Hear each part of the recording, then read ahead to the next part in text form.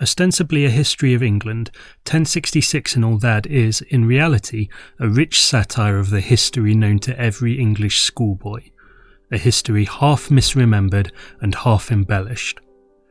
Ironically, the book will be best enjoyed by those who actually have a good knowledge of the subject, for they will be best placed to spot the deliberate but subtle twisting of the historical narrative for comic effect. A good knowledge of Shakespeare also comes in handy, since confusing the bard's writings for actual events is a recurring device here. It's a diminutive volume bound in brown paper-covered boards that are printed with a design presumably intended to resemble a school notebook. The design features a brown parcel paper background with the title printed in an inky hand on the front and a large ink blot on the rear. The spine bears the abbreviated title, author's surnames and the word folio. All three exposed edges of the text block are also printed with an ink splatter pattern.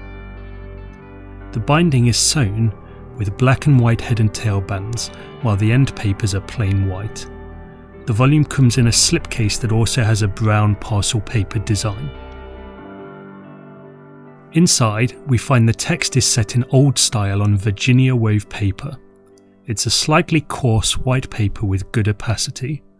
The type design is relatively simple, with chapters and sections headed in capitals and chapters opening with a drop cap. There's a nice introduction by Ned Sherrin that gives some background on the writing of the book and on the authors who wrote it. The book is illustrated by John Reynolds. Reynolds' illustrations are simple satirical drawings of key historical figures and events. What they lack in visual impact is compensated by the liberal fashion in which they are scattered throughout the book.